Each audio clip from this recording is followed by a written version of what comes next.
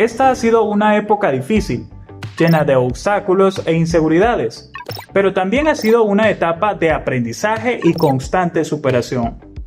Él es Carlos, un empresario que tiene un taller mecánico en el centro de San Salvador. Se especializa en enderezado y pintura de vehículos. Carlos ha estado muy preocupado porque sus clientes han disminuido y teme no poder proveer a su familia ni pagar sus deudas. La visita de su amigo Roberto le hará pensar diferente. Él es Roberto, un empresario salvadoreño que tiene un negocio de transporte escolar que administra con la ayuda de sus hijos y es amigo de Carlos desde hace años. A él también le ha afectado mucho la crisis. De un día para otro se quedó sin fuente de ingresos, producto del cierre de las escuelas. Y aunque al inicio no sabía qué hacer, se mantuvo positivo y descubrió cómo salir adelante con pocos recursos. Roberto vive a orillas de una calle muy transitada y se dio cuenta que en los alrededores no había tienditas para ofrecer bebidas a quienes pasaban por ahí, por lo que le pareció buena idea crear un puesto de cocos. Inició con poco para no arriesgar el limitado efectivo con el que contaba. Luego, a petición de los clientes, fue incorporando otros productos y ha ido creciendo en su negocio con el apoyo de sus hijos, quienes le han enseñado a utilizar Facebook, WhatsApp y otras redes sociales para promocionar sus ventas. Su clientela ha aumentado tanto que está pensando en incorporar servicio de delivery en las calles cercanas. Por eso, aunque regrese al transporte escolar, Roberto no va a dejar el puesto de ventas y continuará impulsando el crecimiento en ambos negocios. Esto lo logró poniendo en práctica 6 sencillos pasos que aprendió en los talleres de Integral y ahora se los comparte a Carlos. Puedes seguir estos pasos para encontrar opciones y salir adelante. Paso 1.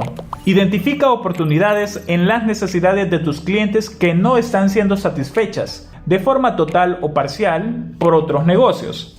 Paso 2. Desarrolla una solución para la necesidad identificada, ya sea un producto o un servicio, y piensa en qué se diferenciaría del resto de los negocios similares. Paso 3. Luego, pon manos a la obra y realiza una prueba o piloto para verificar la aceptación del producto o servicio con tus clientes potenciales. Paso 4. Confirma tu idea de negocio con las opiniones de los primeros clientes. Esto te permitirá confirmar si son reales las necesidades y te dirá el nivel de aceptación de la idea. Paso 5.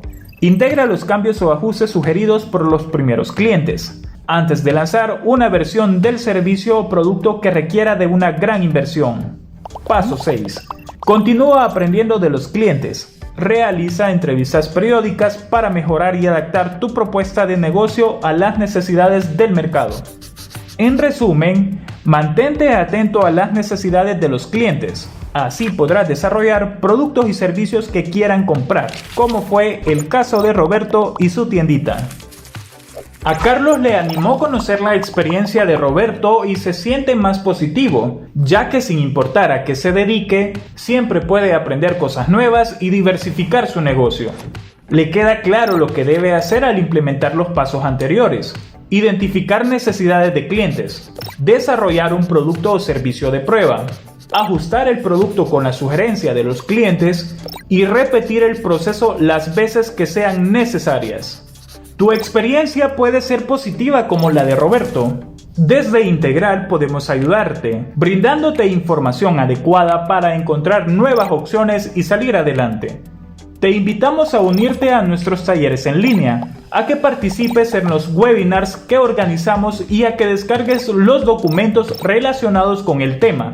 Tienes la oportunidad, junto a Carlos, de desarrollar novedosas ideas de negocio, adaptándote a la nueva normalidad y a las necesidades de tus clientes. ¿Te apuntas? Integral, tu banca MIPE.